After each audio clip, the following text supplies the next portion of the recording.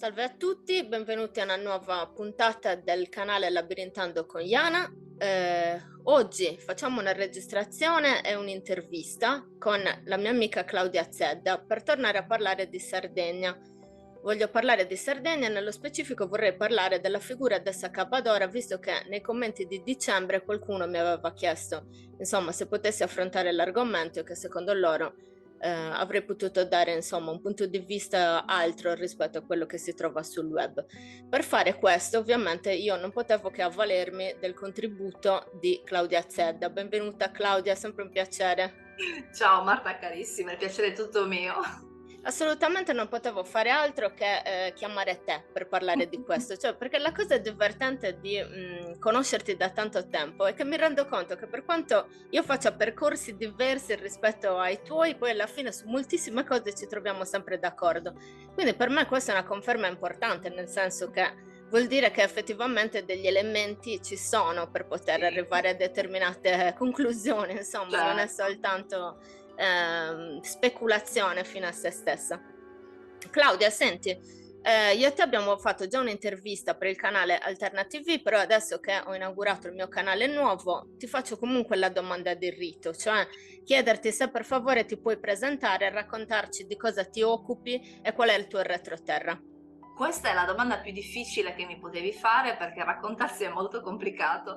Diciamo che in generale io mi racconto come una donna che scrive e racconta, anzi meglio, più che scrive racconta. Raccontare per me è qualcosa di importante, per me per narrarmi, è importante anche agli altri che si approcciano a me sapere che io racconto perché tutto quello che mi capita, sia il non trovare il parcheggio quando vado a lavoro o una storia che parla di Sardegna, io la racconto, quindi la metto in racconto e per me è molto importante mettere in racconto tutto quello che mi accade, tutto quello che scopro, perché mettere in racconto significa offrire immagini alle persone che ti ascoltano e chi fruisce di te attraverso le parole ha di te una concezione, chi fruisce di te attraverso le immagini ha una concezione, una consapevolezza di te completamente diversa, tant'è che nei miei libri, fra le altre cose scrivo anche libri, utilizzo moltissime metafore che mi aiutano a mostrare la realtà così come io la vedo. Poi i libri sono qualcosa di molto interessante, io utilizzo le mie metafore e gli altri leggono le proprie. Quando un libro riesce, secondo me, dà democraticamente la possibilità agli altri di vedere quello che desiderano vedere. Comunque racconto storie e lo faccio attraverso i libri, ad oggi sono arrivata a 7 libri, l'ultimo parla di gastronomia, ma genericamente io mi occupo di tradizione popolare sarda, quindi anche laddove ho parlato di gastronomia ci metto sempre l'antropologia e l'etnografia, quindi cicli dell'anno, quindi leggende, quindi rituali che hanno a che fare con la gastronomia e ce ne sono tantissimi. Per il resto mi occupo soprattutto di figure che un tempo chiamavo fantastiche e oggi in realtà mi correggerei, chiamo mitiche. Il mito di Sardegna si è cristallizzato nella nostra oralità e il mito di Sardegna è un po' un testo sacro orale che il sardo tendenzialmente ha raccontato fino a che non ci è entrato dentro. Ecco, sarebbe arrivato il momento di rivalutare il nostro mito perché ci consente di ritrovare un'identità un po' più stabile, ma anche e soprattutto per ritrovare una fierezza che delle volte tendiamo un po' a perdere, anche perché ci stiamo facendo portavoce di stereotipi che altri hanno narrato, forse la Capadora potrebbe anche contestualizzarsi in questo filone, e che poi noi abbiamo fatto nostri, però lo stereotipo è molto pericoloso, non ci consente di esprimerci.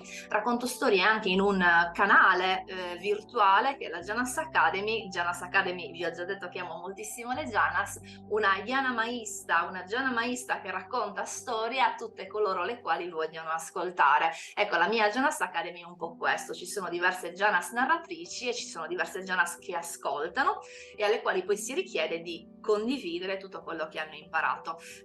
Ultima passione che voglio raccontarvi, perché ha a che fare sempre con le immagini, è la fotografia. Mi piace raccontare, mi piace anche creare fotografie, quindi il mio grande filo rosso in realtà è l'immagine e quindi così mi piace raccontarmi.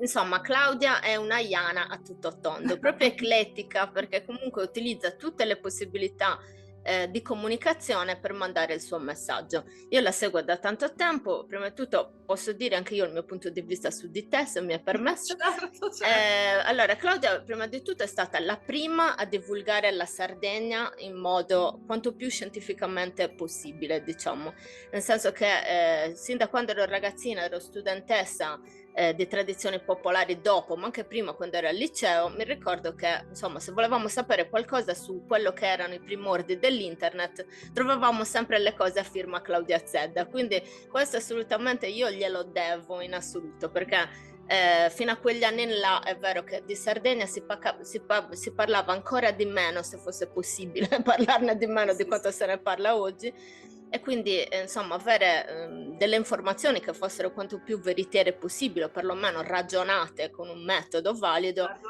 era fondamentale per tutti noi che bramavamo comunque studiare la nostra identità e la nostra cultura con una chiave che fosse un attimino universale, non con un punto di vista insomma personalistico. Volevamo vedere qualcosa di... Marta, io sono studente di Angioni e della Lecca e della Corriga, quindi tutti i professori che poi in realtà hanno fatto l'antropologia a Cagliari, Cagliaritana, quindi sarei stata fortemente bastonata se non avessi utilizzato un metodo del genere. Assolutamente, ma è il motivo per cui poi io invece ho studiato a Sassari con i loro colleghi sempre della scuola cagliaritana, che poi si è spostata a Sassari, quindi sì, il metodo era fondamentale per riuscire a guardarsi, insomma, fare questa osservazione vivente più che partecipante, perché faceva parte di noi, insomma, quindi è stato molto importante per me.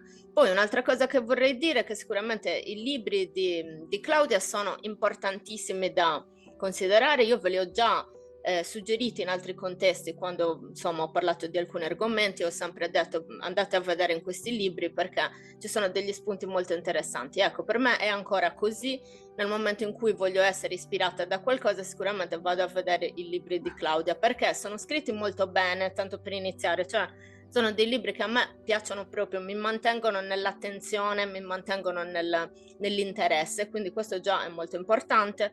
E poi per quanto riguarda i romanzi, io li trovo meravigliosi perché oltre a questo aspetto di intrattenimento ci sono un sacco di notizie che permettono comunque di sviluppare curiosità verso determinati argomenti e andare a fare delle ricerche personali, che secondo me è la cosa migliore piuttosto che ingozzarsi di nozioni fine a se stesso, no? Cioè essere stimolati invece nella ricerca personale. Quindi ecco, ci tenevo a dare anche il mio... Il problema che hanno gli antropologi che si affezionano all'animismo, e non sono stata assolutamente la prima e spero che non sarò l'ultima, tendiamo a raccontare storie veritiere ponendole in narrazione, di modo che anche chi non ha voglia di farsi la testa tanta con un libro di antropologia comunque ne possa fruire. La storia è universale, quindi grazie perché è un'ottima... È bello sentirselo dire. No, è la verità, non farei incensamenti senza verità, insomma, quindi assolutamente ci tenevo a dire anche al mio pubblico che è importante, insomma, che seguano te, se non altro appunto i libri che sono uno strumento di ricerca personale. Detto questo, Claudia, io ti ho invitato per parlare della figura di Sacabadora, un po' perché appunto, come dicevo all'inizio, mi è stato chiesto da uno dei miei utenti di parlarne in modo veritiero. Secondo me è un argomento che un po' si trova sul web, però è un argomento che si trova, insomma, nelle formule diciamo un pochino più web in questo momento, cioè nel senso creepypasta, cose che fanno paura, che spaventano, che è molto bello e divertente, per carità. A me piacciono anche, no? I sconti Jedus, le leggende metropolitane moderne, no? Sono sempre divertenti, però ecco, ne vorrei parlare in modo un po' più serio. Siccome anch'io avevo un'infarinatura su questo argomento, però volevo un confronto con te, perché giustamente mi sono resa conto che anche tu ne stavi parlando proprio in quel momento. Sì. E ho detto, quindi una sincronicità del genere va sicuramente presa al volo e ne approfitto per parlarne con Claudia. Quindi ti ringrazio nuovamente per avermi dato questa possibilità di confronto e parto subito con la prima domanda. Cosa sappiamo di Sacabadora? Come possiamo, diciamo, collocarla a livello temporale, a livello geografico? Guarda, dell'Alcabadora sappiamo poco è tanto, nel senso che una delle prime cose che dobbiamo dire, che io dico e ci tengo a raccontarlo, è questo, che le Sacabadora parlano spesso e volentieri in non sardi, o perlomeno iniziano a parlarne in non sardi, e questo è un dettaglio non da poco, ci rimettiamo sempre all'interno della grande narrazione che i non sardi hanno fatto della Sardegna, tenendo poi in considerazione che i non sardi dicono di aver intervistato sardi che abbiano narrato con una certa reticenza di questa figura. E quindi questo lo sappiamo per certo. Pare che la prima volta che compare questo nome siamo agli esordi dell'Ottocento, e lì si dice che cosa? La Cabadora, Sacabadora o Sacabadura non esiste più, ha operato fino alla fine del Settecento. In realtà poi, andando avanti col tempo, saltano fuori delle attestazioni un po' più moderne, un po' più fantasiose, un po' più ricche di dettagli, quindi cronologicamente sappiamo che nel Settecento pare ci fosse questa figura un po' oscura, un po' gotica, un po' dark, che andava in giro sul reclamo delle persone familiari che avevano un familiare che non riusciva a morire. Normalmente quando è che si decretava che una persona non riuscisse a morire? Quando si era ricevuta l'estremunzione, ci si aspettava che la persona sarebbe morta di lì a mezzanotte, che è un orario simbolico sicuramente importante. Se il morto non muore a mezzanotte e non muore nemmeno al mezzogiorno del giorno successivo, c'è qualcosa che non va, e allora si chiama questa figura Sacabadora, o così viene chiamata. Chissà se poi, seppure esistesse o non esistesse, noi le chiamavamo in realtà così. È un termine spagnolo, questa è una cosa ben risaputa, che ci parla di una figura che pone fine a che cosa? O alle sofferenze o alla vita. Quindi noi sicuramente sappiamo questo ci viene narrato, e noi questo lo recepiamo con chiarezza. Quindi è una figura che possiamo collegarla assolutamente all'eutanasia, in questo senso, giusto? Allora, in realtà le narrazioni iniziali ci dicono qualcosa di un po' molto interessante, che dovrebbe essere approfondito. Questa figura viene chiamata per portare avanti principalmente una morte che io chiamerei una morte rituale, cioè pone in essere una serie di atti che dovrebbero invogliare l'anima ad abbandonare il corpo. Perché un moribondo non muore in Sardegna? Però bada bene, non in Sardegna e basta, anche in tutta Italia. E questo è importante, perché la Sacabadora si narra solo per la Sardegna e non per il resto dell'Italia? Quando qualcuno ha compiuto un atto che non va bene durante la propria vita, ebbene, in morte sarebbe punito, e quindi avrebbe un'agonia veramente molto lunga. Poi spetterebbe capire se l'agonia è pesante per il moribondo o per la famiglia, questo sarebbe interessante definirlo. Quali erano questi atti che non si dovevano compiere? Non l'assassinio, in Sardegna l'assassinio si compie, si punisce in vita. Potrei citarti l'esempio di Serchito, ad esempio, è una figura di uomo, di donna che si imbova perché ha causato un omicidio che gli esseri umani non sono riusciti a punire o a scoprire. Gli atti che si compiono e che sono imperdonabili sono differenti. Uno degli atti più interessanti è spostare i limiti di confine. Esisteva una tradizione piuttosto moderna, anche perché i confini in Sardegna sono relativamente moderni, non facciamone una storia, ma lo sappiamo piuttosto bene, che compaiono tra il Settecento e l'Ottocento. Ecco, nel momento in cui qualcuno sposta i limiti dei territori, ecco, quello è un gesto che non si dovrebbe fare assolutamente. Non si dovrebbe assolutamente bruciare un giogo, e chi lo fa anche involontariamente sarebbe punito in morte, cioè avrebbe una lunga agonia.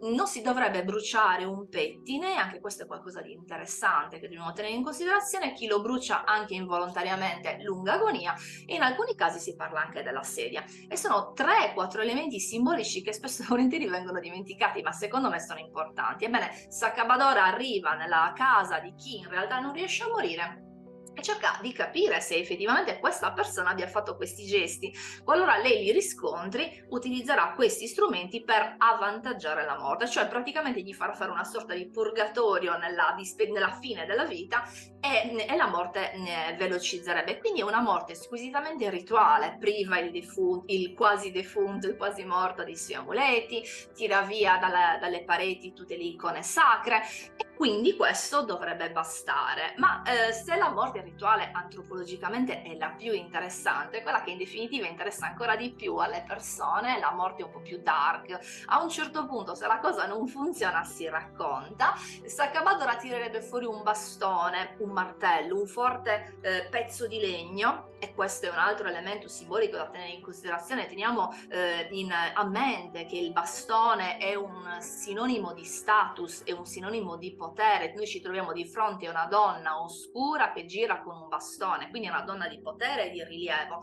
E questo bastone lo usa per bussare alla porta? No. Lo usa per bussare al pavimento? No. Lo darebbe in testa o sul petto del moribondo e così lo porrebbe in fine vita. Quindi una morte rituale e una morte violenta. Queste sono le cose che si narrano in merito a Sacabadora. Sì, è molto interessante. Io adesso immediatamente ho subito una domanda. È vero però che Sacabadora è una figura molto presente nell'immaginario anche a causa dell'industria culturale, anche recente. È vero che sicuramente, essendo appunto una figura così tra il sacro e il profano, è andata ad alimentare tutta una serie di racconti popolari, però è anche vero che attualmente, parliamo nell'ordine di 30-40 anni, è una figura che viene spesso portata in auge dall'industria culturale. Cosa ne pensi in questo senso? Allora, la cosa che a me interessa più che sapere se concretamente Sacabadora abbia agito con una morte violenta, perché che una morte rituale sia stata utilizzata, secondo me è indiscutibile, è una questione che è vera per tutto il Mediterraneo. Più che sapere se Sacabadora realmente ha tirato fuori questo bastone e l'abbia dato in testa alla zietta o lo zieto che non riuscivano a morire, a me interessa proprio sapere perché Sacabadora si racconta solo in Sardegna. Cioè, se tu prendi in considerazione l'elemento gioco o pettine che si mettono sul letto per avvantaggiare la partita del defunto, è presente in tutta Italia. La Chiesa questo gesto lo vieta ovunque. Però la cosa che ci dobbiamo chiedere è perché Sacabadora viene narrata solo per la Sardegna, perché mi immagino che una figura femminile che conduca la morte rituale fosse presente in tutto il territorio italiano e mediterraneo. Ecco, la vera domanda che secondo me sarebbe opportuno porsi è perché questa figura vive e viene raccontata per la Sardegna. E io ovviamente mi sono data le risposte, tenendo in considerazione che le mie non sono risposte univoche, non sono un'autorità da seguire sempre, però comunque ci si dovrebbe riflettere su questa narrazione che è stata fatta dei sardi. E mi viene da pensare immediatamente che la Sardegna è stata sempre raccontata e intesa come un luogo squisitamente selvaggio e selvatico, e questo abbia giustificato il fatto che la Sardegna sia stata colonizzata. Non dimentichiamo che la Sardegna già secondo i greci era quella terra nella quale i figli uccidevano violentemente i padri. Non dimentichiamoci che la Sardegna è una terra di banditi. Ancora oggi nel 2023, quando succede un fatto delittuoso in Sardegna, nei telegiornali non è un assassino, non è un ladro, non è un delinquente, ma è un bandito. Si mantiene sempre questa narrazione di terra selvaggia, un po' da colonizzare, un po' da scoprire, un po' casa di quei viaggiatori ottocenteschi che debbono ancora raccontare la Sardegna perché i sardi non sono in grado di farlo. E quindi secondo me la narrazione del Sacabadora attecchisce molto bene in Sardegna, rimane molto bene in Sardegna perché nell'immaginario comune, condiviso o che è stato condiviso della Sardegna, la Sardegna è un luogo selvaggio, selvatico, abitato da gente che uccide i padri e perché no uccide anche i moribondi. Ora, questo non mi vieta di dire che Sacabadora sia esistita o non sia esistita, io questo temo che non lo potrà dire mai nessuno approfonditamente. Non mi sorprenderebbe sapere che una donna che porta avanti la morte rituale vedendo che qualcosa non funziona poi la avvantaggi, questo non mi sorprenderebbe, non mi scandalizzerebbe, però l'interessante è conoscere la narrazione. La cosa che poi vorrei anche dire è perché il sardo acquisisce facilmente questo concetto di donna che uccide, perché in Sardegna rimane persistente un concetto molto speciale di madre, che in alcuni altri luoghi è stato dimenticato, un concetto che già la Gimbutas in tempi non sospetti, e non parlando della Sardegna ma della dea madre, dice. E ci dice che la dea nel suo aspetto materno e nel suo aspetto mortifero e mortale non è mai stata svincolata, quindi la dea è una madre che porta la vita e che porta la morte.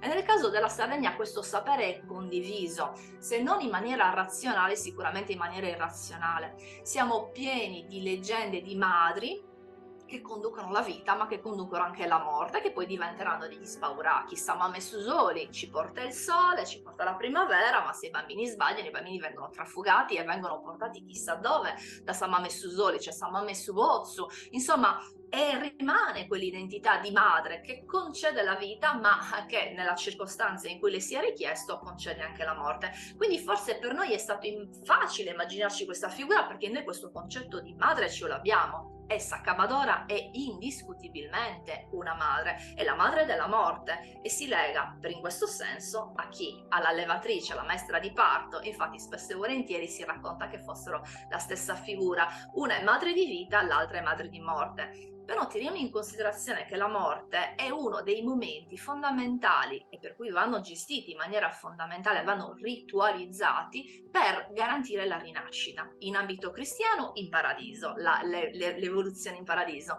In ambito pagano, la rinascita concreta in forma di altro corpo. Marta, spero di essere chiara. Assolutamente, sì, perfetta proprio. Ascolta, riguardo questa faccenda appunto della mistificazione, cioè tra mito e elemento mistificato, ci puoi dare un consiglio su come capire quando questi miti, insomma, sono stati deviati da influenze esterne o quando, insomma, hanno l'evidenza di essere un pochino più radicati nella nostra cultura? Guarda, non è facilissimo farlo. La cosa che io consiglio è sempre porsi delle domande. E perché per la Sardegna? Perché questo mito diventa così tanto interessante per l'isola piuttosto che non in altri luoghi? Quindi porsi delle domande. E le domande ci pongono ovviamente nella posizione di doverci informare. Non è detto che appena sentiamo qualcosa noi dobbiamo avere un'opinione su qualcosa, cioè l'opinione principale iniziale ce l'abbiamo tutti, ma è un'opinione emotiva, di sangue, di pancia, di cuore, poi dobbiamo informarci. E nel caso del Saccabadora dobbiamo informarci, si possono leggere una marea di libri, ce ne sono molto interessanti come quello della Turchi che parla della presenza reale del Saccabadora, ho visto agire il Saccabadora, c'è un bel libro di Aldo Cinus intitolato, adesso mi sono scritto il titolo perché sono tutti molto simili, e ve lo leggo, Aldo Cinus e altri autori, che si intitola Accabadora, mito e realtà, e anche questo è molto interessante da leggere. C'è un bel libro di Italo Bussa, L'Accabadora immaginaria, lui ovviamente è dell'opinione che non esista questa figura, che è molto interessante. Quindi cosa succede? Se un mito ci interessa tanto, ma tanto, dobbiamo cercare di comprenderlo meglio, cercare di contestualizzarlo storicamente, cercare di capire che probabilmente se lo decontestualizziamo il mito o sorprende troppo o delude troppo. Dobbiamo farci uno studio approfondito e soprattutto, e questo è importante perché se non studiamo quello che si racconta della Sardegna, anche noi sardi a un certo punto raccontiamo di noi stessi, diventiamo schiavi degli stereotipi e quindi continueremo ad essere quel popolo disunito e abitato da poche persone, cosa che non è vera. Continueremo a essere quel popolo che ha diverse varianti linguistiche, una più antica e l'altra più moderna, e questo non è vero. Continueremo a essere quel popolo nel quale gli imprenditori non ci sanno fare, ed è una baggianata incredibile, perché se andiamo a studiare il 700, l'800 e il 900 sardo notiamo che ci sono una marea di donne, di uomini imprenditori che hanno fatto cose sorprendenti e che noi non conosciamo.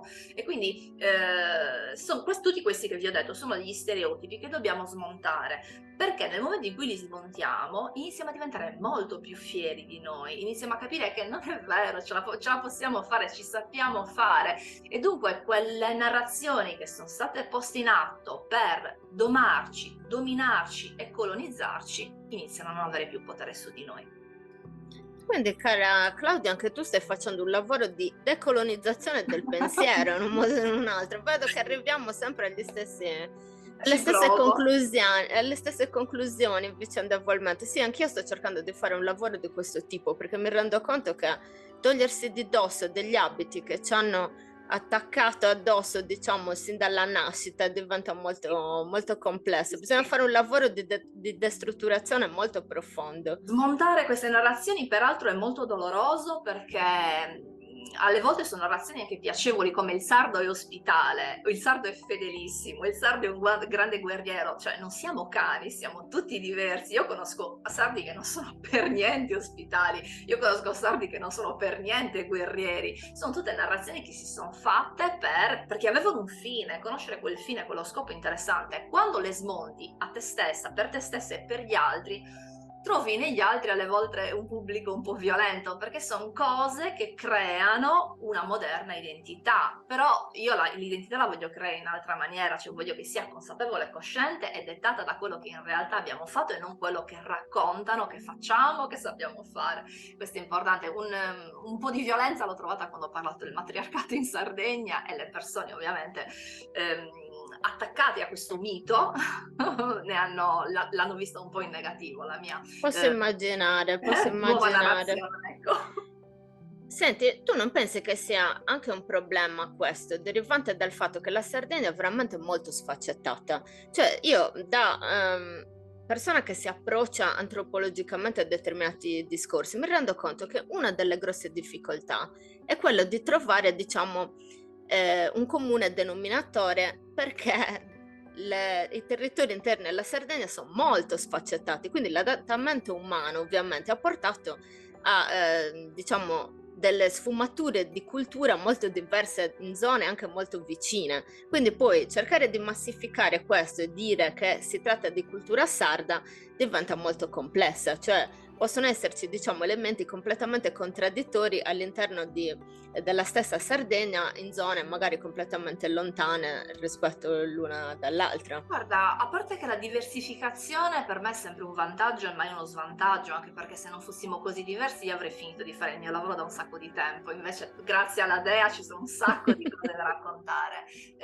La cosa che secondo me è importante, se si vuole avere un'idea generale della Sardegna, poi ovviamente si può entrare nel campo specifico ed è molto interessante anche quello, ma se si vuole trovare un filo rosso che leghi tutta la Sardegna, sì, si può fare assolutamente, non è nel mare né nella montagna. Uno dei fili rossi che io ho trovato, ad esempio, studiando la cultura sarda è l'animismo del sardo, che tu trovi a Ollollai e trovi a Quartu Sant'Elena.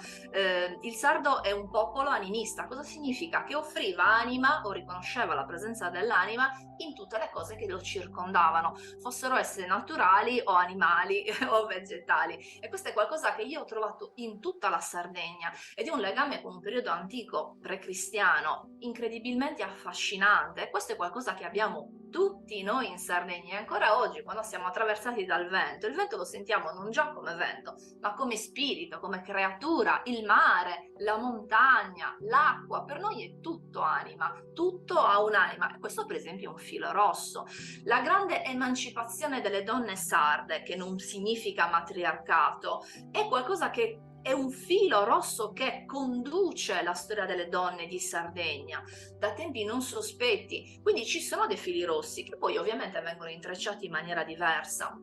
Ma tutto questo non è limite, è vantaggio. Siamo così piccoli, abbiamo un sacco di varietà, la faccia degli altri siamo riusciti a gestirle.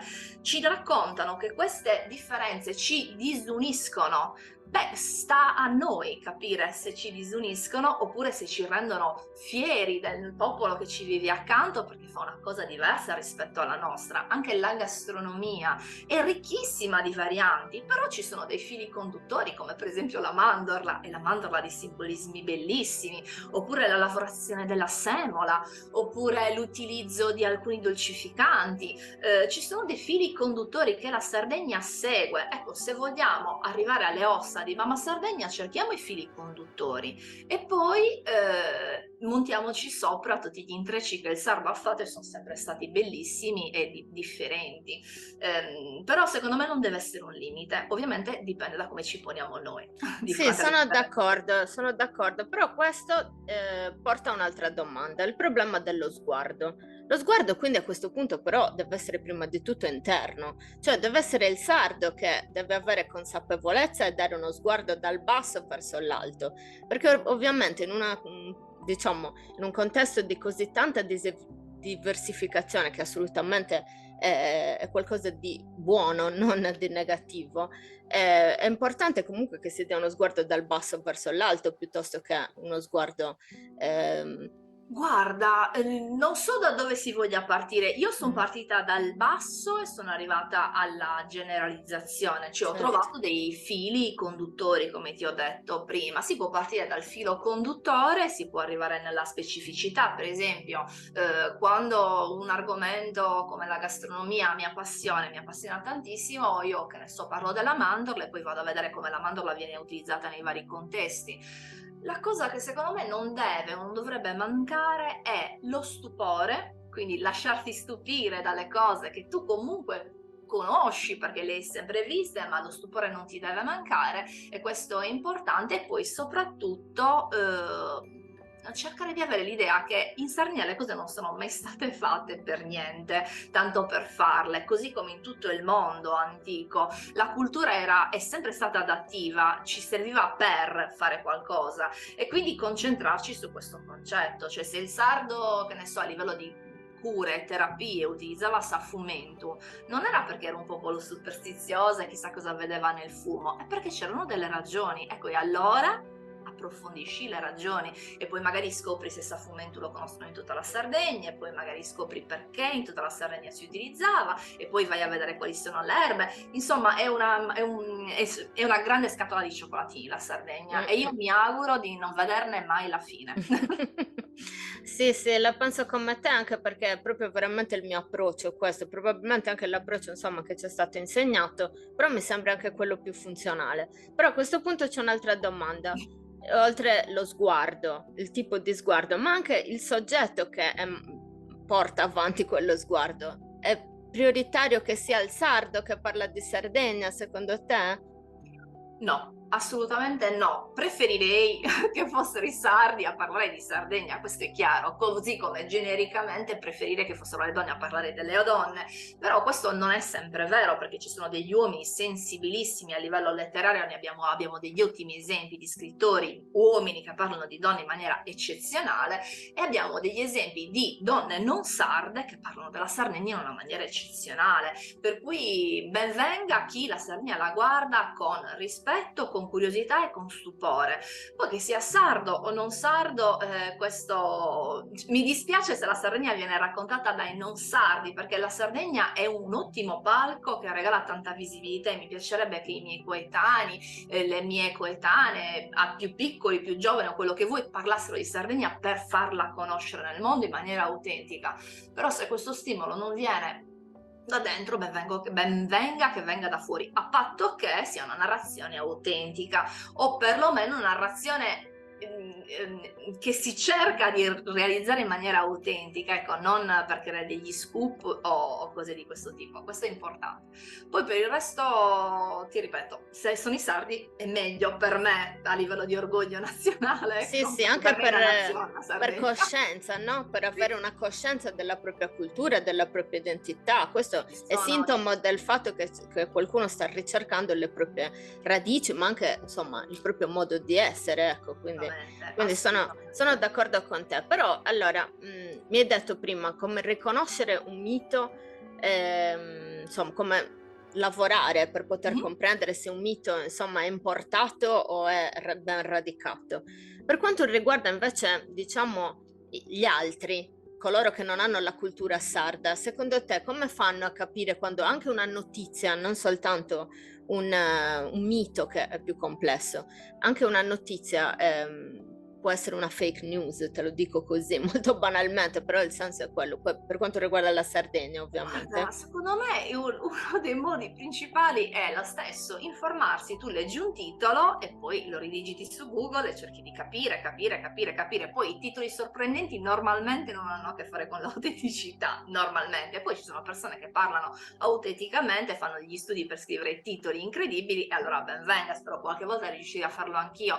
Però in definitiva per scoprire che una cosa è una fake news piuttosto che non una notizia buona, una buona notizia, secondo me bisogna semplicemente perderci del tempo oppure avere dei canali di informazione che siano autorevoli. L'autorevolezza un profilo se la crea col tempo. Io spero di aver conquistato il mio pubblico, nel senso che sanno che Claudia quando racconta una cosa è perché l'ha studiata, l'ha studiata, l'ha studiata e se ne è fatto un'opinione.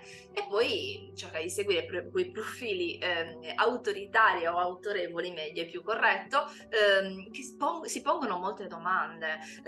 Io lo dico sempre, io vi do degli strumenti ai miei studenti o a chi mi segue, io vi do degli strumenti, poi questi strumenti voi li dovete utilizzare per farvene un'opinione, quindi informatevi, lavorate con lo strumento. Dopodiché io vi do la mia, perché in merito a Sakabadora nessuno ti potrà dare una certezza, io cerco di dare i fatti che trovo e poi cerco di fare dei ragionamenti in base agli studi che per 20 anni ho condotto sulla Sardegna. Per cui sì, questo è cercare di utilizzare la propria mente, cercare di non aver fretta, cercare di non rimanere sempre sulla prima impressione, che alle volte è fallace, e soprattutto trovare persone delle quali ci fidiamo e che per noi sono un'autorità in materia, ecco. Ottimo Claudia, io prima di andare in conclusione avrei due domande, una è prodromica e poi una è finale. Allora, la prima è, possiamo definire un po' meglio il mito, per favore, anche per coloro che ci seguono, cioè che cosa si intende per mito e perché per esempio Sakabadora è una figura mitologica in questo senso? Il mito è una narrazione, è un racconto, è uno storytelling che gli uomini di tanto tempo fa fecero per dare una spiegazione a qualcosa che diversamente non sarebbe stata spiegata. Il primo mito pare che sia stato il mito relativo alla Luna, infatti sulla Luna in Sardegna si raccontano un sacco di cose. I miti lavorano non necessariamente per logos, quindi per parola, ma lavorano attraverso le immagini. Dunque i miti sono tutti carichi di metafore e di immagini, cioè ti conducono in un mondo altro. Il pensiero mitico pare che sia stato uno dei più antichi. Cosa significa più antichi? Che il più vecchio non serve a niente? Assolutamente no, il pensiero mitico si associa col pensiero istintivo, il pensiero razionale, benissimo. Il pensiero mitico richiama l'attenzione della parte più antica del nostro cervello, il pensiero invece razionale è decisamente più moderno. Sarebbe e in alcuni casi meno empatico, meno profondo. Tutto quello che noi ricordiamo, raccontiamo utilizzando solo il logos e non l'immagine ci rimane meno impressa rispetto a quello che noi raccontiamo utilizzando il mito, quindi utilizzando l'immagine. L'Accabadora è una figura mitica, sì, no, forse, sì, in un certo senso sì, perché utilizza moltissime immagini nella sua narrazione. Io non so se voi, quando parlate di Accabadora, ve la figurate, però vi ho dato degli strumenti, per esempio, già in questa conversazione per immaginarvela, quindi è una donna oscura, l'ho definita, quindi è probabilmente di morte, è una donna che ha un bastone, quindi ci si immagina il bastone, è una donna che lavora con le immagini sacre presenti sui muri, ma anche e soprattutto con un gioco che può essere grande. Il gioco, io immagino che tutti sappiano che cos'è, ma se non lo sapete, il gioco è quello strumento ligneo che normalmente era utilizzato per tenere insieme gli animali che poi dovevano condurre aratro e quant'altro, quindi uno strumento di legno.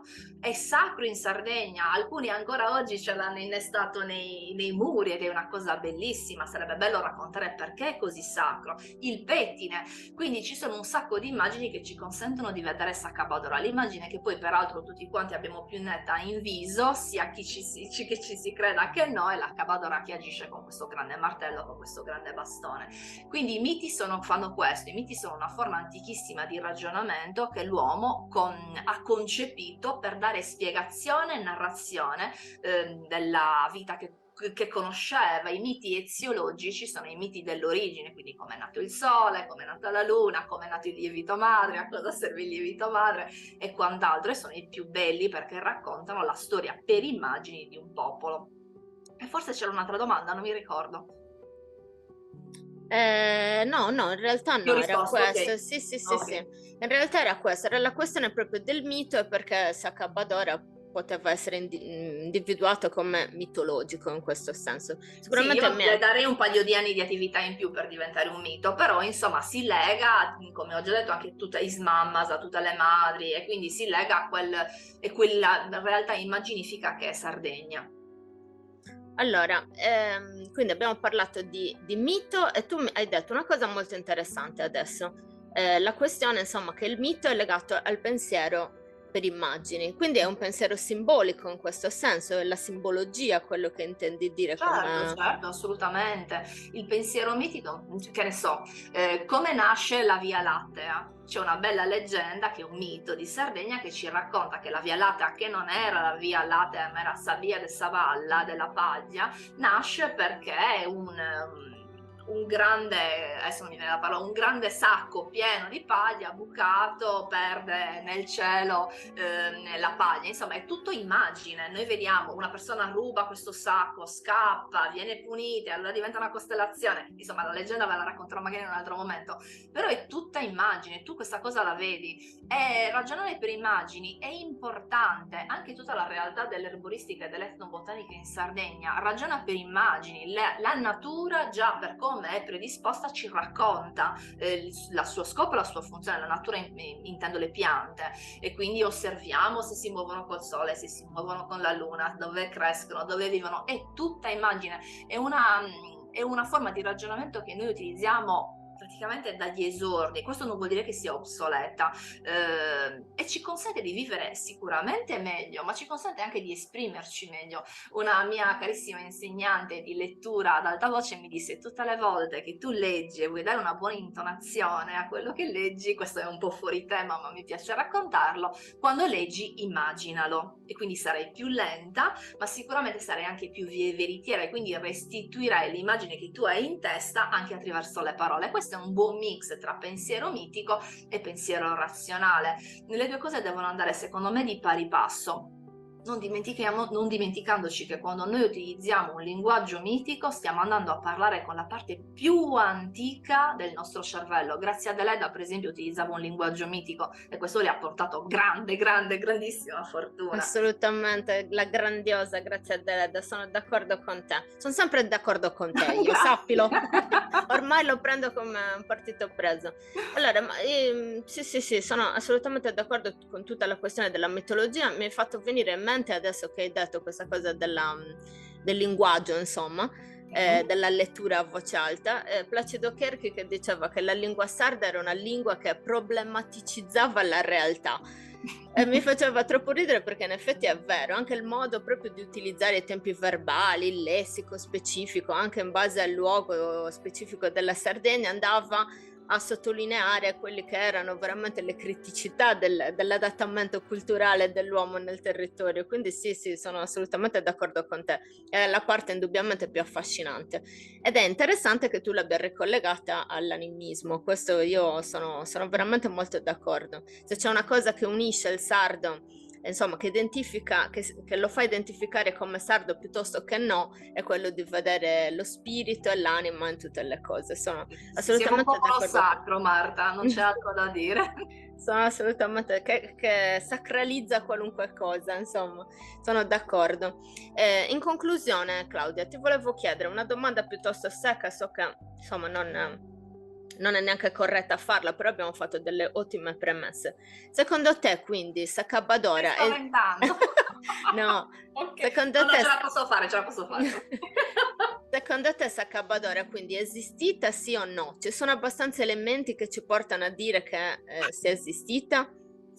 Guarda, ti rispondo come un'attrice che io amavo moltissimo e purtroppo non c'è più, Angela Lansbury, ti avrebbe risposto: perché no? E la cosa importante è questa: fatevi delle domande. Io vi ho dato i fatti, a livello mio emotivo dico perché no. Secondo me il ruolo del Sacabadora principale però era portare la morte rituale. Se poi qualcosa non funzionava, la tradizione sarda ci fa capire che la vita di ieri era una vita nella quale la morte non era il tabù che è oggi. C'erano le ostetriche che quando i bambini era consapevolmente palese che non sarebbero sopravvissuti, ebbene conducevano alla morte. Così ci raccontano diversi commentatori, e quindi perché no? Però se mi dici: Claudia, tu hai mai letto, mai visto qualcosa che sinceramente ti abbia convinto a livello materiale dell'esistenza del Sacabadra, ti dico di no.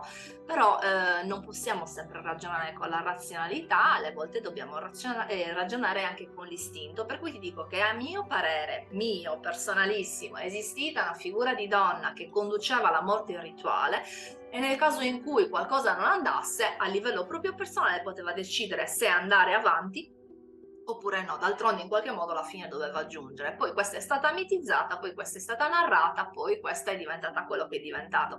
Però chiediamoci sempre perché? Perché per la nostra isola, perché per noi in Sardegna e da quanto si racconta di questa robetta, perché ve ne dovete fare un'idea che sia il più possibile oggettiva. Assolutamente d'accordo. No, ce l'hai fatta benissimo, ho visto, non era così difficile questa No, no, domanda. no, pensavo peggio. Sì, no, no, no. È che, insomma, fare delle domande del genere per chi fa questi studi a volte è un po' dire sì o no, cioè sì, perché no, Non ho come detto, dici. ho detto forse in Sì, realtà. sì, infatti, perché no? Sarebbe plausibile in questo senso. Senti, proprio concludendo, quindi è per questo che tu adesso hai dei dubbi a continuare a considerarli esseri fantastici, gli elementi di cui ti sei sempre occupata nella tua divulgazione? È per questo fatto? Assolutamente, io mutuai un termine antropologico che trovai, se non sbaglio, in un testo della Delitala, ora non ricordo, lei li definiva esseri fantastici, per cui io in fase di stesura della tesi così la definii, esseri fantastici, però è un po' screditante perché ovviamente bisogna intendersi sulla parola e quello che è fantastico vuol dire che vive nella fantasia. Ora, per me la fantasia è la grande officina nella quale si crea la realtà, ma non per tutti. Gli regala decisamente più dignità alle creature che io ho studiato definirle mitiche per i motivi che vi ho detto, anche perché molte di queste creature bevono nella grande sorgente della realtà passata e poi vengono trasformati in qualcosa che l'uomo ritiene che vada oltre le possibilità umane. Le Janas per esempio sono delle creature mitiche perché sono state sicuramente delle donne che poi vengono mitizzate, ma se le si analizza tutto quello che loro fanno non è magico. La magia è il linguaggio che la natura utilizza per parlare con noi e loro erano in grado di comprendere la natura e quindi per questo erano intese come delle figure magiche. Però dire che sono fantastiche, quando una persona ascolta il termine fantastica pensa è di fantasia e quindi non è mai esistita. Dire che sono mitiche restituisce alla figura una dignità che loro meritano di avere, a mio parere, per cui mi correggerei potendo tornare Ottimo. indietro, ma è bello anche così. Ottimo, ottimo. Sinceramente è anche proprio il mio approccio. Fantastico è quello che lascia più intendere, almeno modernamente, l'industria culturale, insomma. Certo. Insomma, non è molto onesto intellettualmente definirle semplicemente così, quindi sì, dobbiamo anche imparare a essere un po' più precisi con il lessico, però sicuramente fantastico va anche a indicare, insomma, la bellezza di ciò che fa sognare attraverso il racconto, che è un po' Sì, il topos della nostra cultura, quello del esatto. raccontare. E secondo me Claudia Zedda lo fa benissimo, questo del raccontare, quindi io spero che tu partecipi ancora a qualche Ma certo. nostro incontro, perché è sempre piacevole fare delle chiacchierate con te, sei sempre un ottimo spunto di riflessione per mille altre cose, grazie per tutto il lavoro che fai, per Grazie tutto a il voi tempo per ascoltarlo. per tutto il tempo che dedichi alla riflessione su ciò che siamo come terra, come popolo e spero di averti di nuovo presto con noi, ti auguro buon lavoro, grazie a tutti quelli che ci hanno seguito, a presto. Ciao Ciao Claudia, Marta e ciao a tutti. in buono.